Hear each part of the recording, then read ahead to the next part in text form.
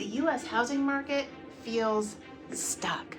Buyers can't afford homes, sellers don't want to budge, and builders are slowing down. It's like everybody showed up to the party and nobody wants to dance. So today, let's break down why the current housing market feels so frustrating for buyers, sellers, and builders, and what it means for you and the future. Hi there, I'm Emily Farber, your favorite Iowa YouTubing realtor. I make videos all about Iowa and real estate to help people make smart decisions.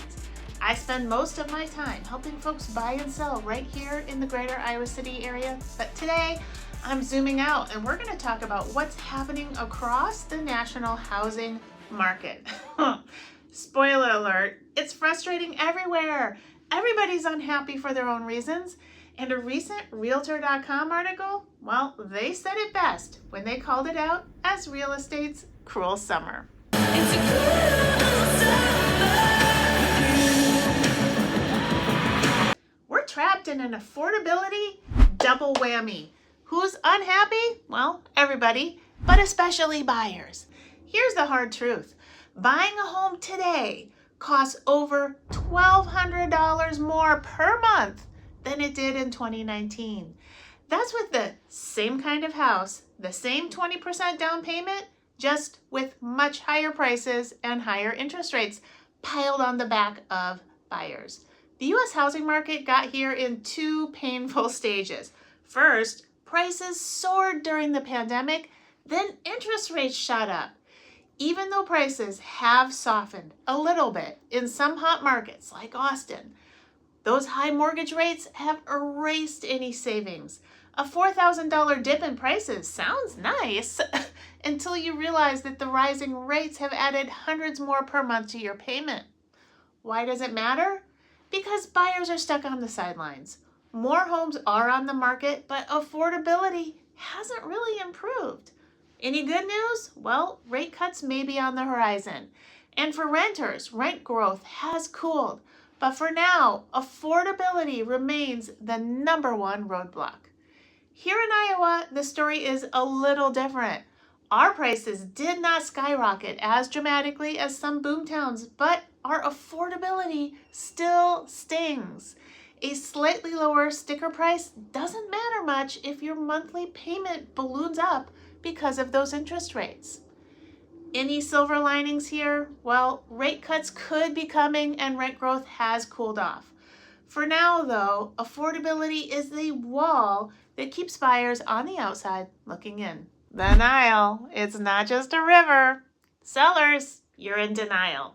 Why are sellers unhappy? Well, they have lost a lot of leverage in the market. Sellers, they were living large in 2020 and part of 2021, and they developed some really inflated expectations on how the home selling dealio was going to go for them.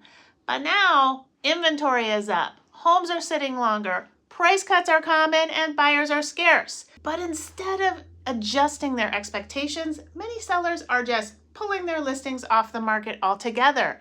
If they can't get what they want, well, they're just not going to sell. In some cities like Miami, Phoenix, for every 2 or 3 new listings, one gets delisted. It's a standoff. Sellers do not want to lower their prices, and buyers will not stretch to meet them. Why does it matter? This tug of war is slowing down inventory growth, and it keeps the market stuck. Sellers still have a cushion. There is record high home equity out there. That means that they can afford to wait. Unlike the housing market crash of 2008, this isn't panic, it's stubbornness. Builders are pumping the brakes. Why are builders unhappy? Because during the pandemic, construction boomed, but now builders are facing a three-headed monster.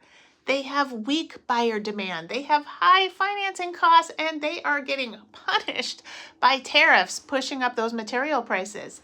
Single-family home starts are down 10% since 2022, and new homes under construction are down 15%.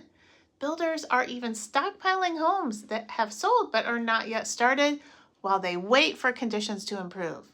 Now, Iowa has never really been a build everywhere as fast as you can kind of place, but even our local builders are watching the math closely before they break ground. Why does all of this matter? The U.S. is still about 4 million homes short to meet demand. Builders are the only ones who can fix the long-term supply problem, but as of right now, the math isn't mathing up for them to do it. Looking at the map, America is divided. Who's unhappy depends on where you live. Regionally, it's like we're looking at two different countries. The South and the West are experiencing an oversupply. Pandemic-era price booms plus today's high interest rates mean that they have too much inventory and not enough demand. Meanwhile, the upper Midwest and the Northeast are seeing the opposite problem. Homes are scarce and demand is resilient. In fact, homes in these regions are selling faster than they were before the pandemic, even with today's high interest rates. Why does this matter? Because national averages don't tell you the whole story. A buyer in Dallas and a seller in Boston are experiencing completely different markets. Policymakers, builders, and buyers and sellers need to zoom into the region that they are in order to make it make sense. As always, I preach the importance of knowing your hyper-local market in terms of your pocketbook and where you lay your head down at night. That's what matters. If you want to jump over to a recent video I did that's all about what's happening here in the Iowa City area real estate market, jump over to this video. Welcome to the grind. So where does it leave us? Stuck in the muck. Buyers can't afford to buy, sellers don't want to cut their prices, and builders are taking a pause. Everybody is frustrated, and for different reasons. The market isn't crashing, and it's not going to. It is grinding. Slowly, we're moving towards balance. Inventory is rising.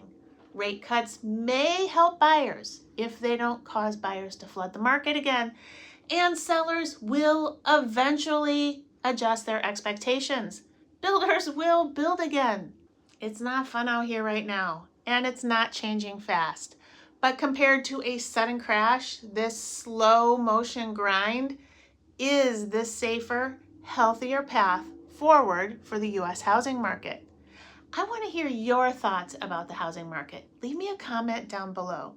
And hey, if you liked this video and you found it a little helpful, don't forget to hit the like button and hit subscribe so you don't miss out on my mix of Iowa and real estate insights. Because whether you're in Iowa City or you're across the country, understanding the market helps you make smart decisions when the time is right for you. Hey, it's been fun, and I'll catch you later.